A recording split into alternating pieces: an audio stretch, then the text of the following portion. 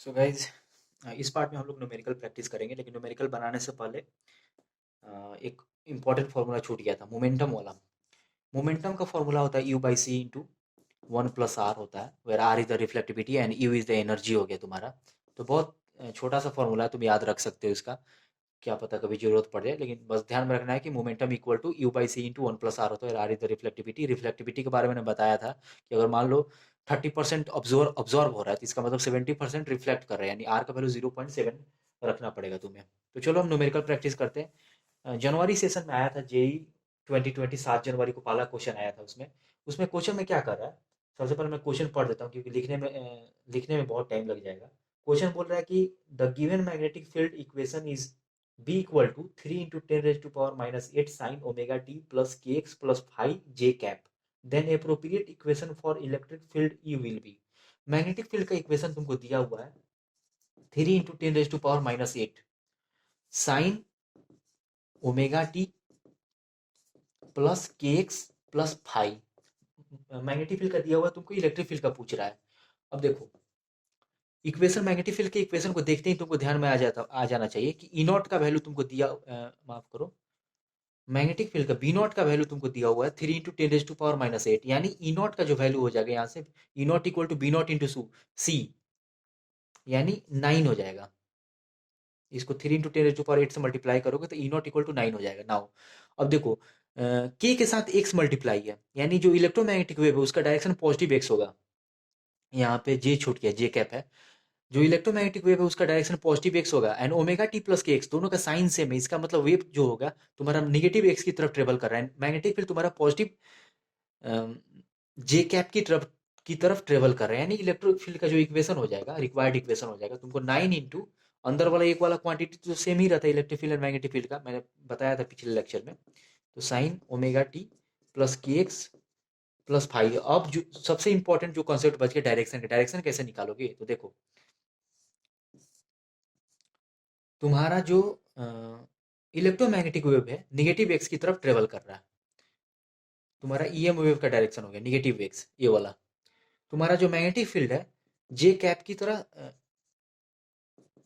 Travel कर रहा है, जे कैप की डायरेक्शन में ट्रेवल कर रहा है, यानी जो इलेक्ट्रिक फील्ड होगा उसके लिए एक ही डायरेक्शन बचा, जेड कैप, के कैप। अब या तो पॉजिटिव के कैप होगा या निगेटिव के कैप होगा। अब मान लो कि पॉजिटिव के कैप की तरफ ट्रेवल कर रहा है अगर इलेक्ट्रिक फील्ड, तो ई क्रॉस बी करने पर जो अंगूठा का डायरेक्शन आना चाहिए इलेक्ट्रोमैग्नेटिक वेव के डायरेक्शन में आएगा। तो अगर मान लो अगर ये वाला जो ऊपर वाला हो गया, ऊपर वाला एक्सिस ये पॉजिटिव जेड हो गया, नीचे इनसाइड द बोर्ड जो हो गया तुम्हारा निगेटिव जेड हो गया, तो अगर ई क्रॉस बी करोगे, मैंने बताया था कैसे ई क्रॉस बी करते हैं, ई के डायरेक्शन में तुम्हारा ये वाला होगा और बी की तरफ कर्ल करोगे तुम, तो ई क्रॉस बी करोगे तो जो अंगूठा का डायरेक्शन इलेक्ट्रोमैग्नेटिक वेव के डायरेक्शन में आ रहा है, यानी पॉजिटिव के कैप होगा तुम्हारा इलेक्ट्रिक फील्ड का डायरेक्शन, यानी इलेक्ट्रिक फील्ड तुम्हारा पॉजिटिव के कैप की तरफ ट्रेवल करेगा, यानी यही तुम्हारा फाइनल इक्वेशन हो गया, आंसर हो गया, बात खत्म, क्वेश्चन सॉल्व।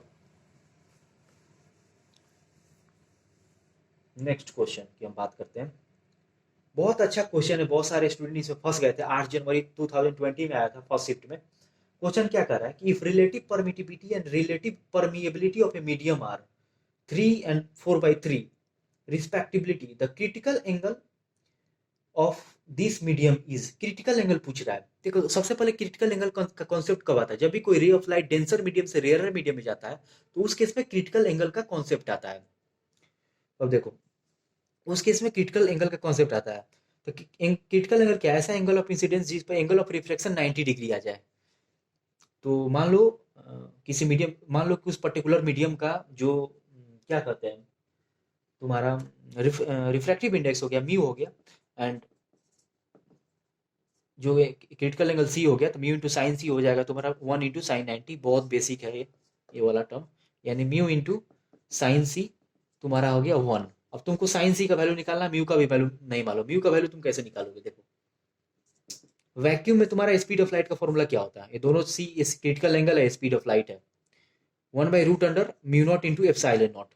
और किसी मीडियम में वही स्पीड ऑफ लाइट कितना हो जाएगा, किसी मीडियम में अगर स्पीड कितना हो जाएगा, भी इक्वल हो जाएगा 1/√μ0 × रिलेटिव ε0 × रिलेटिव, यही ना होता फॉर्मूला। नाउ अब भी इक्वल टू तुमको रिलेटिव टर्म्स दिया हुआ है, तुम्हारा रिलेटिव परमिटिविटी क्वेश्चन में दिया हुआ है 3 एंड रिलेटिव परमिएबिलिटी दिया 4/3, यानी जो तुम्हारा हो जाएगा 4/3 × 3 × μ0 इंटू एप्सिलॉन नॉट, 3 से 3 कट गया, यानी भी इक्वल टू तुम्हारा आ जाएगा 1/√अंडर 2 times mu not into epsilon not. Now अब एक बहुत इंपॉर्टेंट कॉन्सेप्ट के बारे में बताऊंगा, mu into velocity. Mu into velocity constant होता है, एंड म्यू इंटू जो तुम्हारा थीटा होता है, म्यू इंटू साइन थीटा होता है, कांस्टेंट होता है, यही स्नेल्स लॉ है।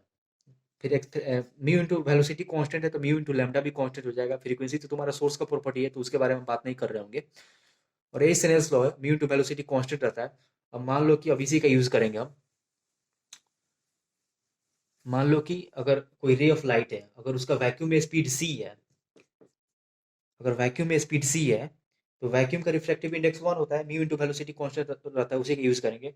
तो वैक्यूम में स्पीड ऑफ लाइट सी हो गया और उसका रिफ्रैक्टिव इंडेक्स 1 बराबर हो जाएगा, अगर मान लो किसी पर्टिकुलर मीडियम में उसका जो रिफ्रैक्टिव इंडेक्स अगर म्यू है और वेलोसिटी भी है, तो ये दोनों चीज़ें टर्म्स बराबर होंगी जो स्नेल्स लॉ के अनुसार। तो यानी म्यू को लिख सकते हैं C/V। सी तुमने अभी अभी देखा था, पिछले जो स्लाइड्स थे उसमें देखा था तुमने, सी तुम्हारा आया था 1/√अंडर mu not epsilon not, and V का तुम्हारा वैल्यू था 1/2 √अंडर म्यू नॉट एप्सिलॉन नॉट। अगर दोनों को C/V करोगे तो तुम्हारा फाइनल म्यू का वैल्यू रिफ्रैक्टिव इंडेक्स 2 आ जाएगा। नाउ अब इसका यूज करेंगे हम वहां पे जो लास्ट इक्वेशन था, mu into sine C equal to 1 आया था, यानी साइन सी इक्वल टू 1/2 आ जाएगा, यानी सी इक्वल टू तुम्हारा आ जाएगा 30 डिग्री। बहुत सिंपल सा क्वेश्चन था, आई होप कि तुम लोगों से बन गया होगा। यही 7 जनवरी को आया था। नेक्स्ट, इससे ज़्यादा इंपॉर्टेंट क्वेश्चन, बस तुमको देखो इस जो प्रीवियस क्वेश्चन तुमने बनाया है उससे क्या इंपॉर्टेंट तुमको सीखने को मिला। दो तीन चीजें समझ सकते हो, सिनेल्स लॉ के mu into sine theta constant रहता है। म्यू उस पर्टिकुलर मीडियम का रिफ्रैक्टिव इंडेक्स है, and theta is the angle जो कि रे ऑफ लाइट जो बना रही है, जो भी वेव है, रे ऑफ लाइट है, नॉर्मल के साथ एंगल बना रही है, कांस्टेंट रहता है। दूसरा, म्यू इंटू वेलोसिटी कांस्टेंट रहता है, म्यू इंटू लैम्डा कांस्टेंट रहता है। बहुत इंपॉर्टेंट कॉन्सेप्ट है, इसका ध्यान रखना तुम हमेशा। नाउ अब हम बात करेंगे नेक्स्ट क्वेश्चन की। बहुत इंपॉर्टेंट क्वेश्चन है, इसमें क्या कर रहा है कि क्वेश्चन तुम सुन लो ध्यान से। Two electromagnetic waves are moving in free space whose electric field vectors are given by E1। यानी दो इलेक्ट्रोमैग्नेटिक वेव्स है, दोनों के लिए दो दो इलेक्ट्रिक फील्ड दिया गया है। तो जो पहला इलेक्ट्रिक फील्ड है E1 दिया हुआ है तुम्हारा E0 टाइम्स जे कैप कॉस के x minus omega T, E1। दूसरा इलेक्ट्रोमैग्नेटिक वेव के लिए जो इलेक्ट्रिक फील्ड दिया हुआ है वो दिया हुआ है E0 टाइम्स के कैप कॉस के वाई माइनस ओमेगा टी। एक चार्ज क्यू है, उसका वेलोसिटी जो दिया है चार्ज का 0.8 सी जे कैप। पूछ रहा है कि find the net Lorentz force on this charge at T equal to zero. T equal to zero पर कितना नेट लॉरेंस फोर्स लगेगा। तो लॉरेंस फोर्स तुम जानते होगे, मैग्नेटिज्म में पढ़ा होगा तुमने, इलेक्ट्रोमैग्नेटिक जो भी है, कि लॉरेंस फोर्स तुम्हारा इलेक्ट्रिक फील्ड और मैग्नेटिक फील्ड दोनों के कारण आता है। तो हम इलेक्ट्रिक फील्ड तो मेरे पास दिया हुआ है, मैग्नेटिक फील्ड निकालते हैं, दोनों कॉरस्पॉन्डिंग इलेक्ट्रिक फील्ड के कारण कॉरस्पॉन्डिंग मैग्नेटिक फील्ड निकालते हैं। तो B1 क्या हो गया, B1 तुम्हारा हो जाएगा इक्वल टू BC के का वाला फॉर्मूला यूज करते हुए हमको B1 आ जाएगा, B0 आ जाएगा तुम्हारा E0/C। उसके बाद कॉस वाला टर्म तो वही रहेगा, कॉस का है तो यहाँ पर भी कॉस होगा के एक्स माइनस ओमेगा टी।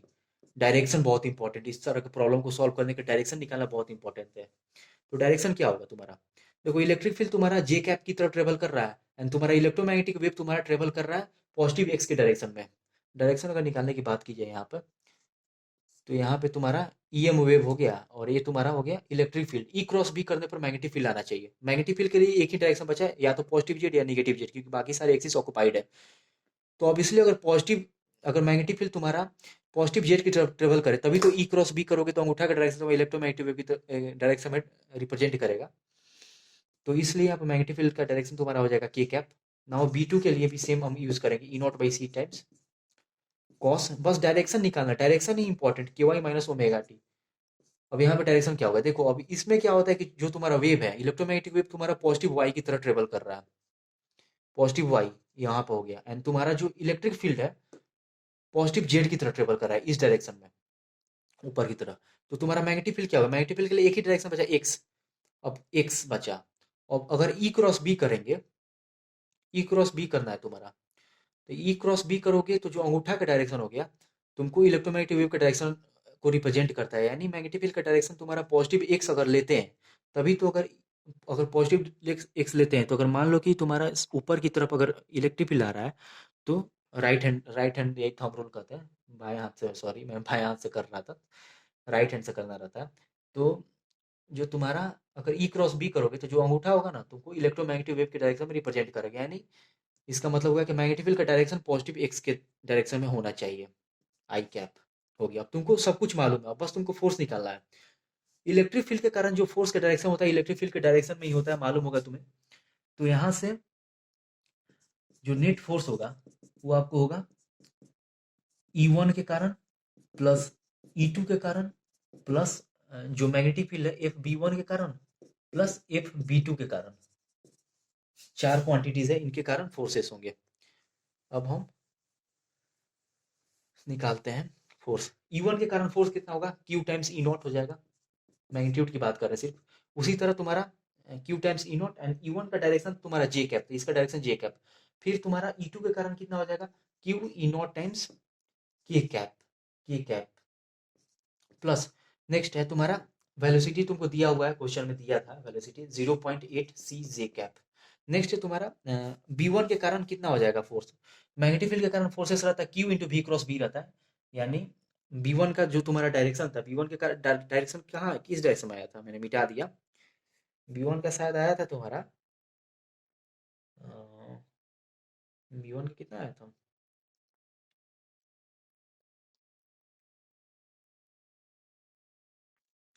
तो B1 का डायरेक्शन तुम्हारा शायद पॉजिटिव की आया था। B1 का डायरेक्शन पॉजिटिव के कैप आया था एंड B2 का डायरेक्शन तुम्हारा पॉजिटिव आई कैप आया था, कुछ इस तरह टाइप का था। अब देखो B1 के कारण मैग्नेटिक फील्ड के कारण जो फोर्स आता है कितना, Q into V cross B आ जाएगा। Q तुमको मालूम है, मैग्नेटिक फील्ड E0 बाई सी करेंगे तो यहाँ पे कट जाएगा, सी से E0 बाई सी जो करोगे ना तो यहाँ से कट जाएगा, सी कट जाएगा, यानी Q E0 आ गया। अब देखो 0.8 वाला टर्म भी आएगा। अब डायरेक्शन सबसे इंपॉर्टेंट है, V क्रॉस B यानी J क्रॉस K करोगे तो कितना आ जाएगा, J क्रॉस K करोगे तो पॉजिटिव आई आएगा, आई कैप प्लस। अब बचा B2 के कारण कितना आएगा फोर्स, B2 के कारण जो फोर्स आएगा Q E0, यहाँ वाला टर्म तो तुम समझ गए होगे कैसे आ रहा है, Q E0 Q भी होता है तो। और बस डायरेक्शन निकाल, डायरेक्शन कैसे निकलेगा, डायरेक्शन J क्रॉस I करना, J क्रॉस I जब करोगे तुम तो निगेटिव की आएगा, K कैप निगेटिव की, तो यहाँ पे एक माइनस साइन आ जाएगा। अब नेट फोर्सेस जोड़ दो, जे कैप वाला कोई नहीं है, आई कैप वाला भी कोई नहीं है, तो ये तो इकलौता रह जाएगा Q E0 0.8 आई कैप प्लस Q E0 जे कैप प्लस, अच्छा यहाँ पर Q E0 के कैप माइनस Q E0 0.8 के कैप, यानी बच गया तुम्हारा 0.2 Q E0 के कैप, यानी फाइनल तुम्हारा आंसर हो गया Q E0 अगर कॉमन ले ले तो तुम्हारा आ जाएगा 0.8 आई कैप प्लस जे कैप प्लस 0.2 के कैप, तुम्हारा हो गया आंसर इस क्वेश्चन का। बस डायरेक्शन इंपॉर्टेंट था, मैं ओवरऑल यही बताने की कोशिश कर रहा हूँ कि जो तुम्हारा जो भी क्वेश्चन तुम फंसोगे बस दो ही जगह फंस सकते हो, एक तो तुम्हारा एनर्जी डेंसिटी में फंसाएगा, दूसरा डायरेक्शन सबसे इंपॉर्टेंट, डायरेक्शन आना चाहिए निकालने, कैसे निकाल रहे हैं डायरेक्शन, वेव को समझना आना चाहिए तुम्हें। नेक्स्ट क्वेश्चन हम बात करेंगे, तो चलो नेक्स्ट क्वेश्चन की हम बात करते हैं। नेक्स्ट क्वेश्चन आया था तुम्हारा सितंबर में, सितंबर वाला फर्स्ट सेशन में आया 2020 में। क्वेश्चन क्या कर रहा है कि plane electromagnetic wave has frequency of 2 into 10 raised to power 10 hertz and energy density is 1.02 into 10 raised to power minus 8 joule per meter cube in vacuum. The amplitude of magnetic field of the wave is close to, कितना होगा।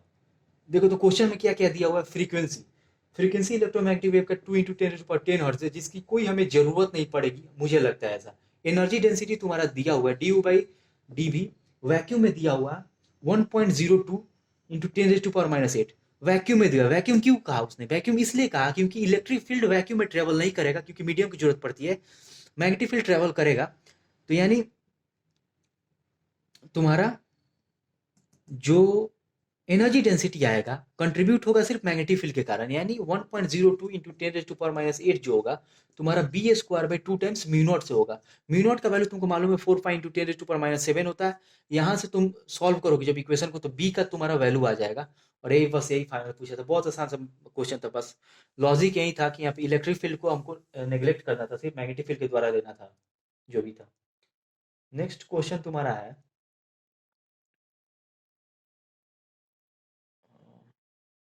अच्छा, बहुत important question, direction पर based question था। Question बोल रहा है कि the magnetic field of plane electromagnetic wave is 3 into 10⁻⁸ sine 200 pi y c plus c t i cap tesla. C is equal to 3 into 10⁸ metre per second is the speed of light, the corresponding electric field, यानी magnetic field दिया हुआ है, तुमको electric field निकालना है, बस direction का game है। 3 इंटू 10⁻⁸ साइन के अंदर 200 pi y plus c t i cap, बस यही है तुम्हारा मैग्नेटिक फील्ड है।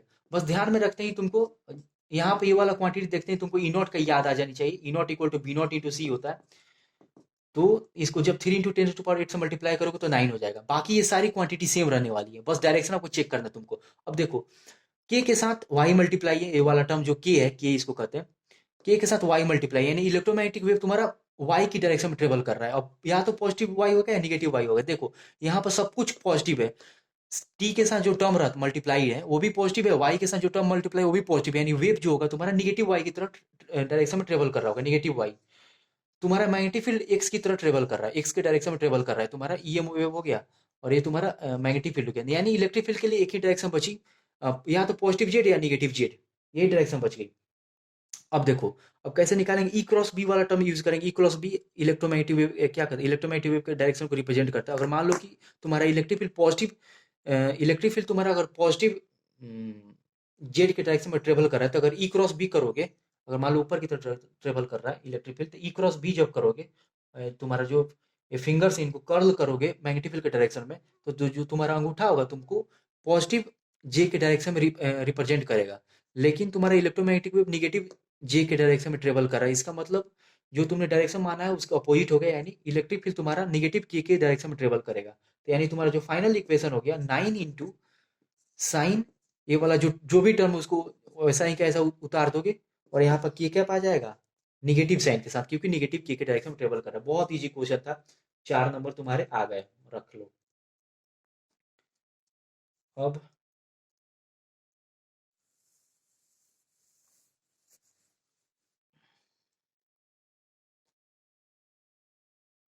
अच्छा, एक और इम्पोर्टेंट क्वेश्चन है, लास्ट क्वेश्चन है शायद। क्वेश्चन आया था तुम्हारा सितंबर वाले सेशन में, 6 सितंबर को इवनिंग वाले सेशन में आया था। मैं क्वेश्चन में दिया हुआ है तुम्हारा कि जो मैग्नेटिक फील्ड है, फंक्शन है पोजीशन एंड टाइम का, इक्वल टू 1.2 इंटू 10⁻⁷, उसका इक्वेशन दिया हुआ है साइन के अंदर 0.5 इंटू 10⁻³ प्लस 1.5 इंटू 10⁻11 टी के कैप। मैग्नेटिक फील्ड दिया हुआ, इलेक्ट्रिक फील्ड का डायरेक्शन पूछ रहा है, बस वही इंस्टेंटेनियस इलेक्ट्रिक फील्ड पूछ रहा है। तो क्या होगा, देखो ये वाला टर्म देखते ही तुमको ई नॉट की याद आ जानी चाहिए। ई नॉट हो जाएगा B not into C. 1.2 into 10⁻⁷ को जब 3 इंटू 10⁸ से मल्टीप्लाई कर दोगे तो 1.2 इंटू 3 3.6, एक 10 यानी 36 आ गया, यानी ई नॉट तो तुम्हारा आ गया। ये वाला टर्म पूरा सेम रहने वाला है, साइन का ही फंक्शन होगा। नेक्स्ट है तुमको जो इलेक्ट्रोमैग्नेटिक वेव है, तुमको पॉजिटिव एक्स एक्स के डायरेक्शन में जा रही है, ट्रेवल कर रही है, लेकिन पॉजिटिव एक्स भी हो सकता है, निगेटिव एक्स भी हो सकता है। इसके बाद हम साइन देखेंगे, यहाँ पर भी पॉजिटिव, यहाँ पर भी पॉजिटिव, यानी दोनों सब कुछ पॉजिटिव, सेम साइन है, यानी इलेक्ट्रोमैग्नेटिक वेव तुम्हारा निगेटिव एक्स के डायरेक्शन में ट्रेवल कर रही है, यानी जो तुम्हारा ईएम वेव है इस डायरेक्शन में ट्रेवल कर रहा है। नेक्स्ट है तुम्हारा मैग्नेटिक फील्ड तुम्हारा के कैप के डायरेक्शन में ट्रेवल कर रहा है, ऊपर की तरफ, यानी इलेक्ट्रिक फील्ड के लिए एक ही डायरेक्शन बची जो कि है वाई एक्सिस।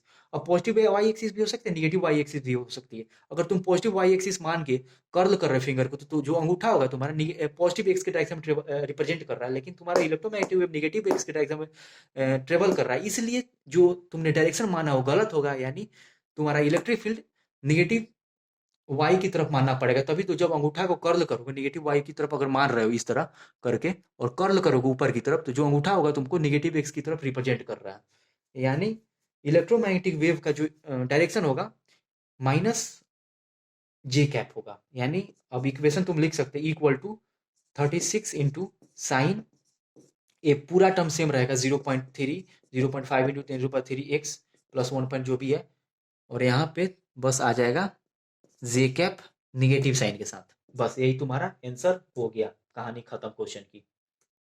तो ये इलेक्ट्रोमैग्नेटिक वेव बहुत इजी चैप्टर है, इसमें मोस्ट ऑफ द क्वेश्चंस आसान ही रहते हैं।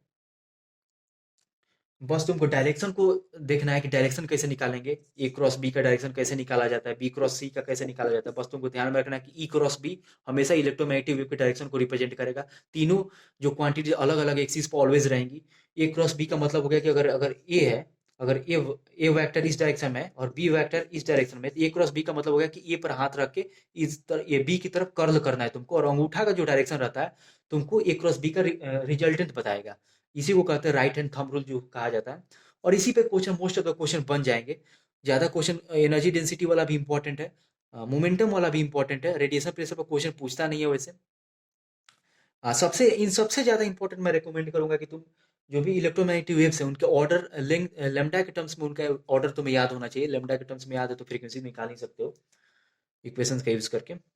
और कुछ इस चैप्टर में बचा नहीं है। बस अगर तुम्हें जो भी कंटेंट अच्छा लगा तुम्हें, तो चैनल को सब्सक्राइब कर देना, लाइक कर देना, शेयर कर देना। और अगर कोई डाउट है तुम्हें इस चैप्टर से रिलेटेड तो कमेंट कर सकते हो तुम। तो बस आज के लिए इतना ही, मिलते हैं अगले वीडियो में।